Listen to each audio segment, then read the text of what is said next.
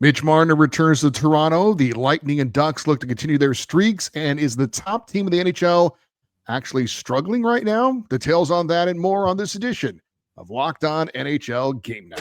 When that final horn sounds, you know it's time for Locked On NHL Game Night. All the post-game reactions to every game across the league, every single night, with insights only the hosts at Locked On can provide. Prepare to experience game day reactions like never before, only on Locked On NHL Game Night. Your team every day. Hey, hockey fans, welcome to Locked On NHL Game Night, part of the Locked On Podcast Network, the #1 sports podcast network, your teams every day. Thanks for making Locked On NHL Game Night your place to get a recap of the night in the NHL during the regular season and the playoffs. We are available wherever you get your podcasts and on YouTube. I'm Eddie Garcia, an LA Kings fan on the West Coast and the host of Locked On LA Kings. He's Shukri Wrights, a Boston Bruins fan on the East Coast, radio host and producer for 97.5 The Fanatic in Philadelphia. And together, we're here to get you caught up on all the goals, saves, big moments, and storylines from the night in the NHL with a big assist from our Locked On local experts and another pretty jam-packed night of action. I like the NHL schedule going on this week. I don't know if it has anything to do with the Olympic break coming up, but sometimes we've seen those nights where it's like, 10, 12 games, and then the next night, like 3 or 4, and then the next night, 12 or 10. We've had like 8, 9 games a night this week. I kind of like that flow they got going on right now. I wish we'd see more of that. I agree. It's like the perfect medium between not too much, but not too little, but just enough to feed the appetite of hockey. And tonight's slate of games certainly brought a lot of storylines to dissect, and as well as obviously the game action as well. And there was one game that did stand out above the others, at least going into the night, and that was Mitch Marner's return to Toronto as the Maple Leafs were hosting the Golden Knights. Vegas beat Toronto when they met in Sin City. This was the rematch in Toronto, and the result was the same. A Vegas victory, 6-3 was the final. Let's get a report on this one to start off from one of the hosts of Locked On Toronto Maple Leafs, David Morassutti. It was an expected reaction to Mitch Marner's return to Toronto, and it was not a positive one. I'm David Morassutti from the Locked On Leafs podcast, but in the end, the Toronto Maple Leafs did not get the result they were looking for, losing 6-3 to the Vegas Golden Knights, and Mitch Marner heard the boos right from warm-up and all throughout the night, but it did not phase the Golden Knights as they came ready to play and ready to support Mitch Marner, earning that 6-3 victory. Mark Stone had 2 goals. The Leafs at one point in this game were down 4-1. They tried to make a comeback. They did get it to 4-3, but Vegas was able to pull away. Anthony Stolar surprisingly was back starting in this game after he hadn't played since November. Some thought he was going to do a conditioning stint, but the Leafs recalled him and played him in this game. And it was just not a great night overall for the Leafs and a lot of factors. Mike DeStefano and I will break down the game, and we'll also break down Sunday's game against the Colorado Avalanche on the next edition of the Locked On Leafs podcast, part of the Locked On Podcast Network, your team every day. All right, thanks for David Morassutti for that report. It wasn't exactly Jonathan Toews returning to Chicago. Not that anybody expected it would be. Obviously, very different circumstances. Yeah. Mitch Marner was booed throughout, as David said. They did play the video tribute for him, and there was what I would call polite applause for that. They did, I think, grudgingly give him a little love in that situation. But hey, Mitch Marner has the last laugh. He didn't have a point, but his team gets the victory. Jack Eichel scored just a minute into the game. Pavel Dorofeev gets another one, and Mark Stone continues to be the player that drives the Golden Knights. 2 goals. He's got 20 on the season. He extended his franchise record point streak to 14 in a row. Vegas looks like they're coming together right now. Toronto's still trying to figure it out. Where do you begin in terms of looking at this game? I mean, the first place to start is the reception that Mitch Marner get. I don't think any hockey fan, whether if you're a Leafs fan or a Golden Knights or even just a casual NHL fan, expected Mitch Marner to return to a thunderous ovation like the one that Jonathan Toews received, as you alluded to, Eddie, when the Winnipeg Jets went into Chicago to play the Blackhawks, or when Patrick Kane, as a member of the Detroit Red Wings, went back to Chicago, and there was the ovation that he received. I don't think anybody really expected that. And what didn't surprise me was the boos. Because let's face it, the way that he left the Toronto Maple Leafs, as we all remember, it was a sign and trade with the Las Vegas Golden Knights, in which that it was very much publicized how Marner could not handle the Toronto fans and the media and the demands and the pressures of playing for the Toronto Maple Leafs in the playoffs. The playoff struggles have been all documented all too well, but ultimately a change was needed, and it was time for on both sides. So tonight it was not a surprise whatsoever in terms of the fans' reaction. But what did stand out to me was this: the way that the Vegas Golden Knights actually used this as a rally cry to surround like Mitch Marner and his return to Toronto for the first time as a Golden Knight. And I thought it was really telling in which the way that Mark Stone performed. He was absolutely a dominant force offensively tonight. And, like the 2 goals, and he had the 1 assist at the 3-point night for him. But it was the way that he performed, and like the way that offensively they were getting offensive contributions up and down the lineup, whether if it was from Jack Eichel to Dorofeyev as well. And I think ultimately what you saw was a Vegas team that was very much intent on pretty much making up for the fact that Mitch Marner did receive a rude welcome back to Toronto. But as far as the Maple Leafs are concerned, it's pretty much more of the same, not being ready to start on time. And you saw that from the jump, where Vegas, they were absolutely intent on drawing first blood, and Toronto did not seem to have much of a response until the second period. And unfortunately, it was almost too little, too late. In which that, yes, Toronto made it a 1-goal lead, 1-goal game, on which that they trailed 4-3 to Vegas when Bobby McMahon scored. But other than that, it was all Vegas all night long.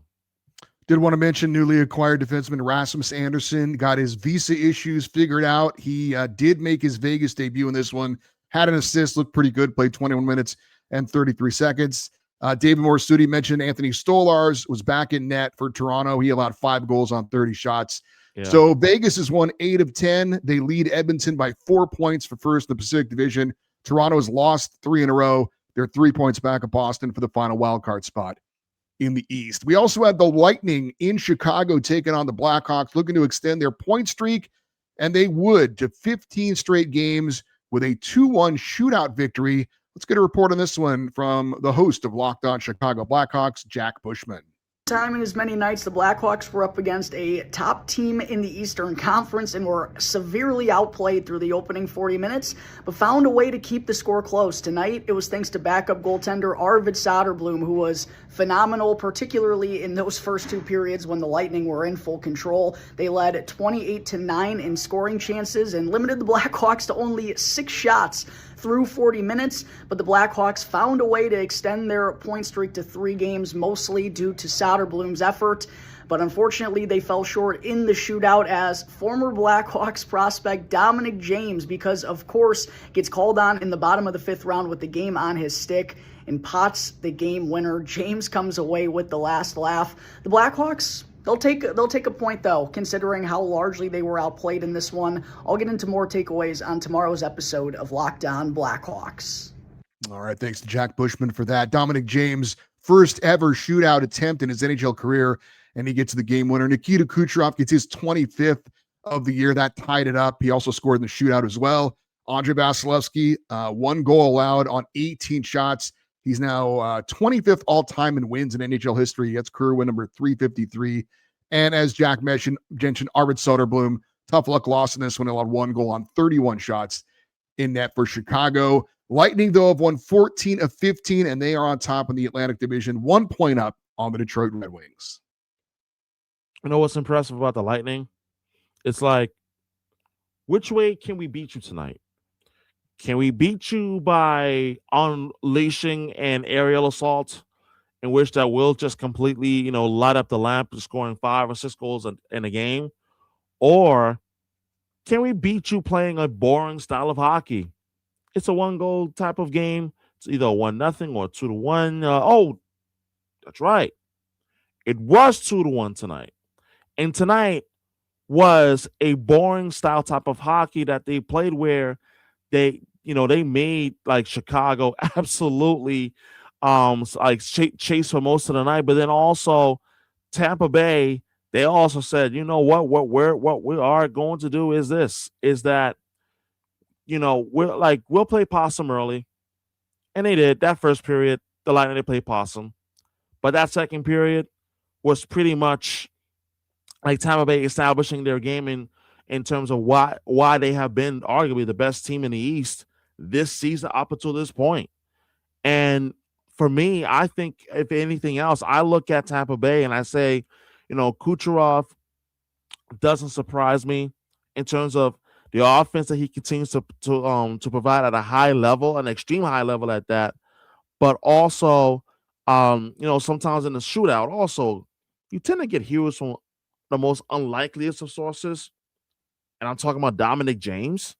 And he had a the wrist shot that he scored in the shootout that gave Tampa Bay Lightning a 2-1 lead. I thought that was beautifully put, and Tampa Bay continues to find different ways to win, and they're showing why they are certainly in a class, in a very elite class in the NHL in terms of top teams right now.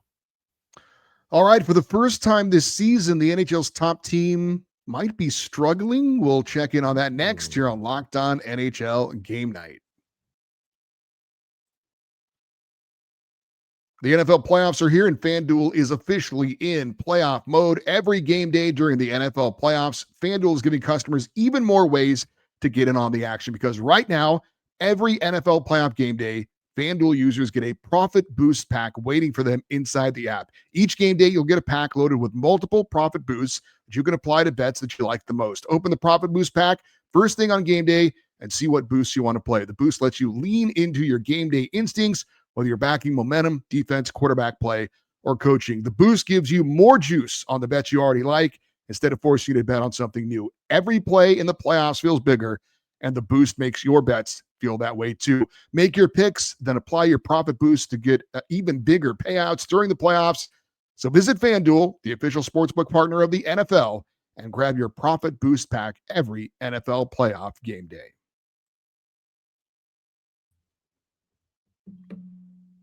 All right, we have the Colorado Avalanche hosting the Philadelphia Flyers, a game that I know you, Shukri, writes, produced on the Flyers radio network, so you were definitely locked in on this one. And Philadelphia gets a big win behind a big game from Owen Tippett. But let's get a check on this one. 7-3, by the way, the final. 7-3 in Colorado. Yeah. Let's get a check with the host of Locked On Colorado Avalanche, Chris Maselli, who says his team's a little bit struggling right now. Every team has rough patches throughout the course of an NHL season, and despite the year that the Colorado Avalanche have been having, they have one as well, and we are going through it right now. The Avs lose this game to the Philadelphia Flyers 7-3, and this was the last game of a 7-game homestand for the Avs, obviously their longest homestand of the season, and heading into this homestand, they could just not be beat on home ice. They did win the first 2 games of this homestand, and they only won 1 more after that. So 7 games at home where you are just dominating everybody, and you only managed 3 wins. They did get a couple overtime points and shootout points and stuff like that, but 3 wins total in this 7-game homestand. And for this game in particular, it was turnovers. It was the power play, again, being inept. And the third period, you actually battled back to tie this game at 3. And that was the score going into the third period, where the Avalanche have been the most dominant team in the third period this season across the board. And they give up 4. Credit to the Flyers for flipping the script in the third period and get those 4 goals. But you felt pretty good going into the third. But that's changing a little bit, the way that the Avalanche have been playing recently. It is not panic mode in any stretch of the imagination, because like I said, every team goes through this stuff. We are here for the Avs. As well as they have been playing this season, this is their rough patch. So they go on a road trip. Maybe that's good for them after this 7-game homestand. The Olympic break is coming up. Maybe that's good for them as well. But these past few games for the Avs, definitely not what we've been used to for the first few months of this season. Yeah, thanks to Chris Maselli for that. He's not going to get a lot of sympathy from hockey fans across the league, because Colorado is still 34-6-9. That was just their second regulation loss at home this season, but they have lost 4 of 5. So by their standards, certainly going through their roughest part of the season so far. However, for Philadelphia, a huge win. Owen Tippett with the hat trick. Got 18 goals now on the season. A shorty for his second career hat trick. Matvei Michkov had a couple of goals as well. That's a big win for Philadelphia, and certainly has to be a confidence booster for them to knock off, even though they're struggling a bit right now, still clearly the best team in the NHL. Before I even go into my thoughts on the game, Eddie, I don't know if you're a believer in history repeating itself, but with the Avalanche tonight, what was particularly telling about this game was the fact that it wasn't just the fact that they lost 7-3 to the Philadelphia Flyers. Here's the fun part here. Is their second loss all season long at home. Guess who the first home loss was to? Nashville. And guess the score of that game? 7-3. When it was made mention on the broadcast on 97.5 The Fanatic, the station that I work for as a host and producer at the station, I dropped my jaw to the floor.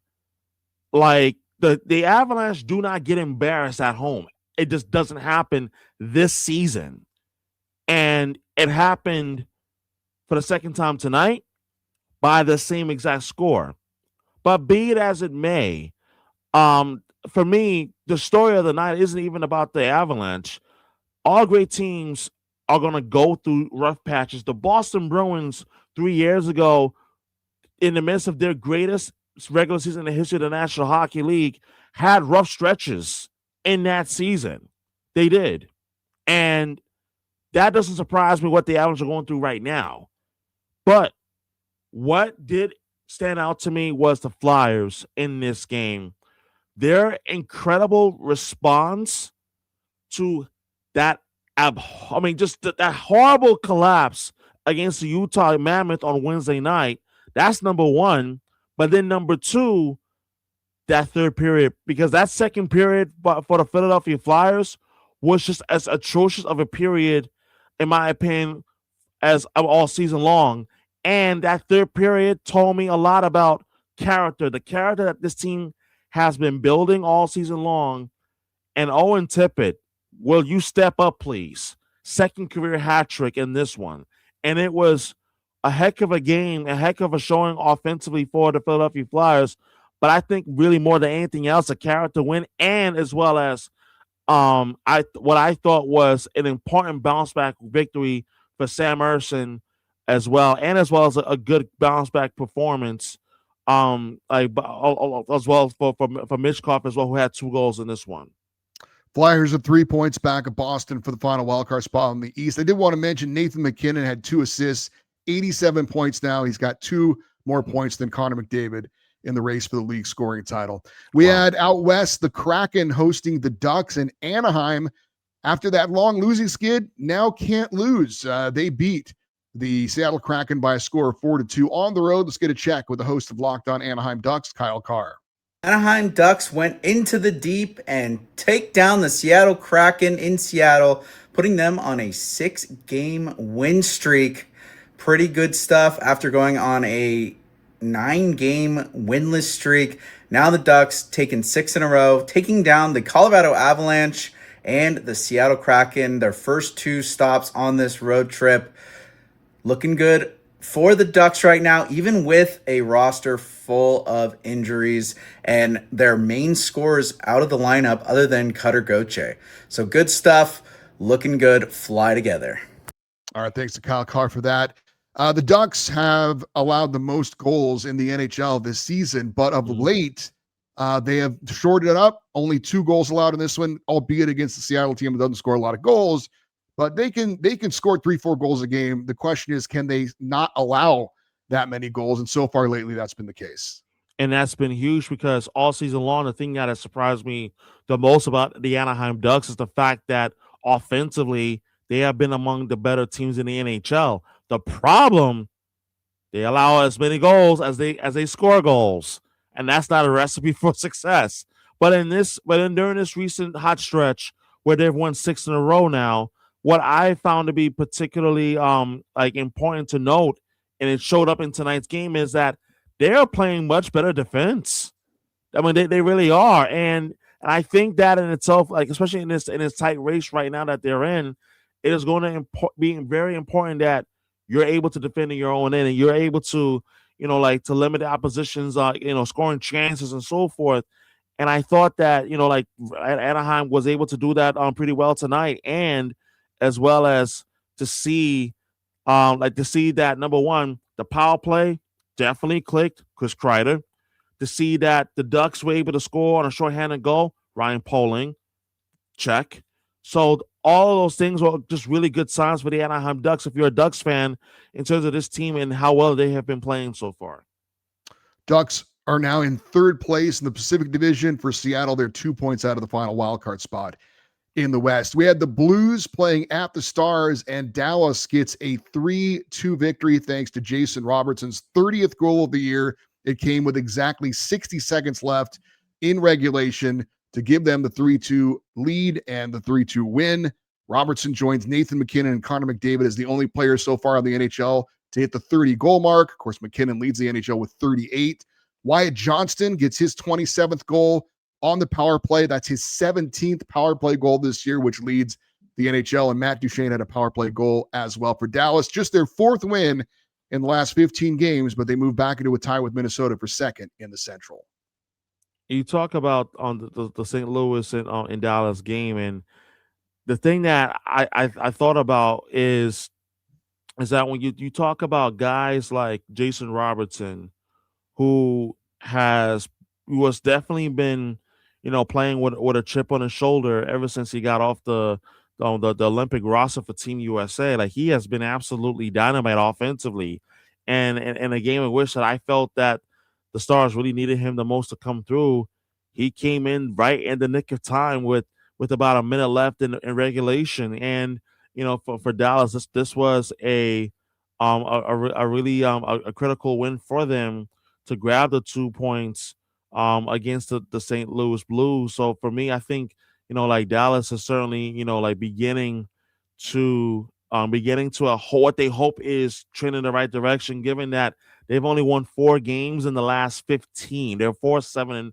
in the last 15 games. The Sharks look to move back into a playoff spot. We'll check in on them next here on Locked On NHL Game Night.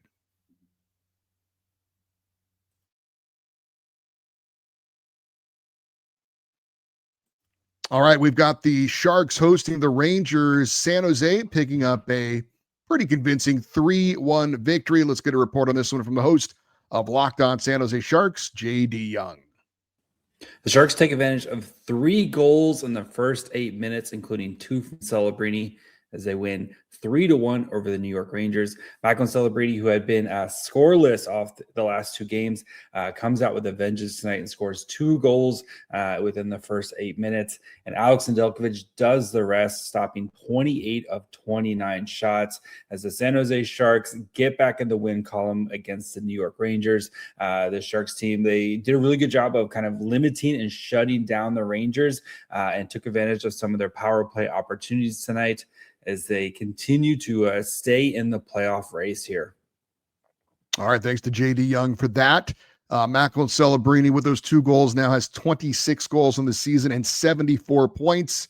For the 19-year-old, he is tied with Nikita Kucherov for 3rd in the NHL scoring race, both behind McDavid and McKinnon. Alex Nedeljkovic, no fight in this one. He had 1 goal out on 29 shots in the victory. And the Sharks have moved back into the final wildcard spot in the West. You know, like one of the things that I do like about young teams is that when they start to show like good habits, like in games, especially in winning time. And what I mean by winning time is like when you're in the third period and it's a tight game, like what do you do? Are you more disciplined within your structure? Are you playing to your strengths? And I thought that the Sharks, they played with a great deal of maturity in that third period. And as well as I also thought that San Jose, if anything else, they weren't good in terms of the details with and without the puck, but it was good to see them lock it in, and in a way that Mac and Celebrini continues to show the entire hockey world why he is an absolute star at 19 already. I mean, he did it again tonight, and I thought that that ultimately what helped the Sharks in this one was the goaltending of Alex Nedeljkovic, who made 28 saves to get his fifth win in his 5th consecutive start.